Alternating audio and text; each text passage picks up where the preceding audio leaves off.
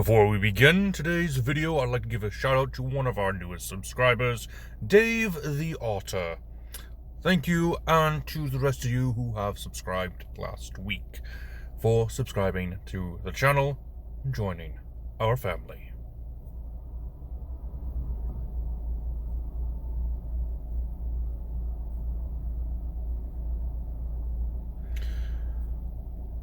Vanifer, Cultist of the Eternal Flame. Marlos, Cultist of the Black Earth. Irisi, Cultist of the Howling Hatred. And Gar, Cultist of the Crushing Wave. The four Princes of the Apocalypse, and the subject for this month's video. That's right, we are taking a look at the four secondary villains and the rivals of the player characters in the book Princes of the Apocalypse. These four served their respective elements before gaining contact with one of the four Princes of Elemental Evil,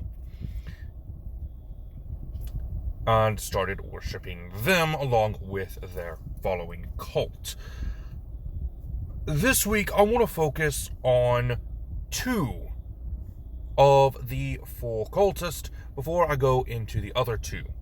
The two I want to take a look at today are, this week, are Gar and Irisi, the two of the more difficult cultists. And yes, they're the most difficult, while Marlos and Vanifer are actually the easier ones. And today, Gar is definitely an odd one. I mean, just looking at his design and what lore we do have, it's... whoa. Crazy. Anyway, welcome to today's video. I am Drehan, and this is Dungeons & Dragons Character Conversion. In these little specials that I do every October, I take a look at the villains from the Forgotten Realms and see how they can be translated into a playable character for your game. So, let's go ahead and take a look at Gar Shatterkeel. Now, we can go ahead and deduce right off the bat that Gar is a 9th level druid, which is a bit odd considering his claw, which I'll be talking about here in a second, but he does have the water walk feature, allowing him to stand and move on liquid surfaces as if they were solid ground. So the Warlock spell would probably be necessary, but I think that actually comes from Gar's magical item, the Trident Drown, as I was able to look over Windvane earlier this week and saw that it actually gave Irisi some of the abilities in her stat block. So Waterwalk is probably from that. And Gar is amphibious in nature despite being a human. Again, this might be from Drown, but it might be from something else. And of course there is the claw weapon that he has. Now, according to Gar's background, he actually lost his arm from a shark attack and was able to replace it with this metallic claw. Now, prosthetic limbs are a thing in Dungeons & Dragons. In fact, they are a magical item in the wondrous item category, which is not armor, so it doesn't contradict the druid classification, which is good. That actually saves us a little bit of headache. So, here's what we know about Gar. He is a human, a 9th level druid, but his background is not quite known, at least not from his stat block. But we'll get more into that in a second.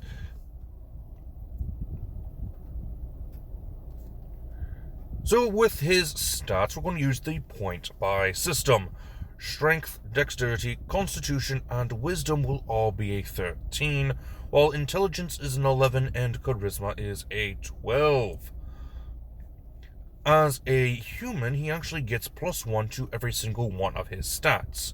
So that increases his strength, dexterity, constitution, and wisdom to a 14, his intelligence to a 12, and his charisma to a 13.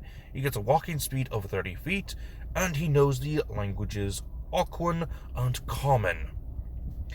Now, according to Gar's lore, he was actually a part of a portside town. So, honestly, harbor folk makes the most sense for his background.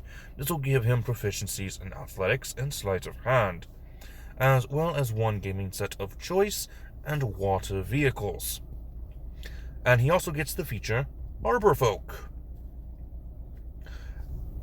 Now, it does say in his stat block that he is a 9th level druid, but I wanted to make him a 10th level druid for this specific build.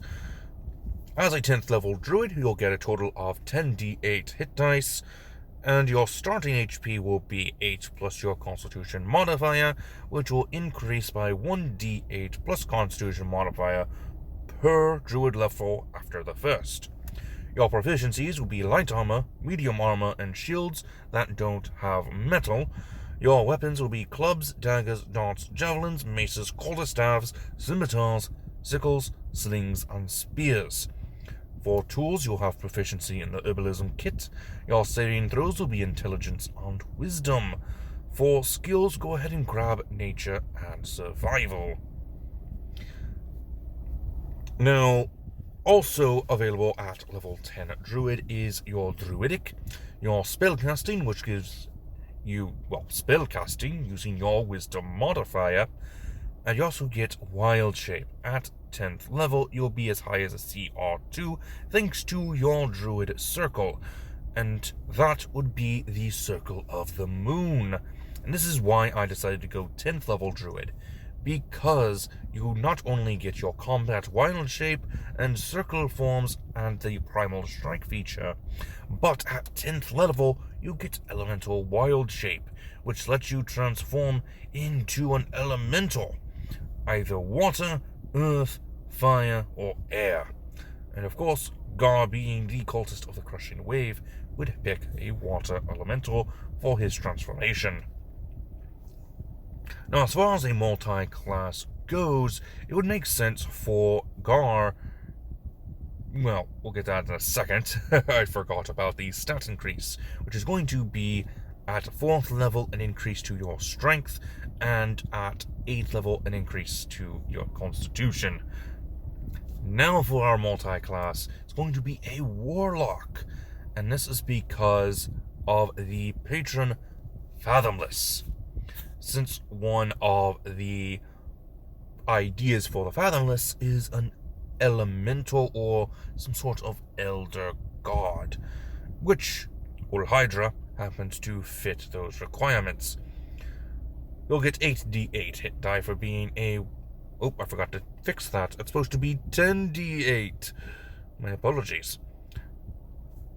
Don't know how I didn't fix that. Anyway, extra hit dice will be 1d10 plus your constitution modifier per warlock level. And you'll have the features from your patron: an expended spell list, Tentacle of the Deeps, Gift of the Sea, Oceanic Soul, Guardian Coil, and Grasping Tentacles. You also get Pact Magic, which uses your Charisma modifier. I guess I need to change that. Hold on. Might as well just change everything right now.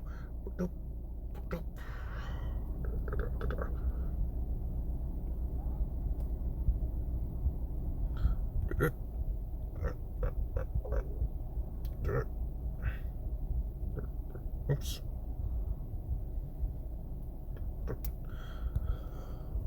Alright. So, Charisma, here we go. Origin Vocations. I would suggest the Armor of Shadows, Devil's Sight, Eldritch Smite, Thirsting Blade, and Minions of Chaos. I would also recommend the Pact Boon, Pact of the Blade. And for your ability score increases, go ahead and increase Wisdom all the way up to an 18. Starting at 16 when you get to 4th level Warlock, and 18 at 8th level Warlock.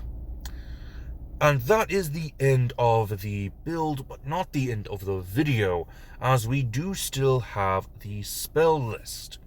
For the Druid spell list, I would recommend the following spells: Frostbite, Mending, Primal Savagery, and Shape Water. First level: Create or Destroy Water, Cure Wounds, Fog Cloud, Ice Knife, Thunder Wave. At second level we have Hold Person, Locate Object, Protection from Poison. Third level we have Call Lightning and Tidal Wave. At fourth level we have Conjure Minor Elementals, Summon Elemental, and Control Water. And at fifth level we have Conjure Elemental. A lot of elemental summoning, and of course all of these elementals will be water elementals for Gar. For your Warlock spells, we have the cantrips Eldritch Blast, Infestation, Thunderclap, and Toll the Dead. First level spells are Armor of Agathis, Cause Fear, Expeditious Retreat. Second level spells we have Darkness and Silence. Third level spells we have Counter Spell and Vampiric Touch. Fourth level we have Charm Monster and Elemental Bane. Fifth level we have Contact Other Plane. Contact the elemental plane of water, or even contact your future goddess, Umberlee, as after the events of the Princes of the Apocalypse, supposedly, Umberlee saves Gar and makes her his chosen. Now, if you don't know what a chosen is, I would recommend checking out some lore videos on Dungeons & Dragons, but for the most part, from what I understand, chosen are kind of like prophets, or even the 12 disciples. At least that's from what I understand. I'm not entirely sure.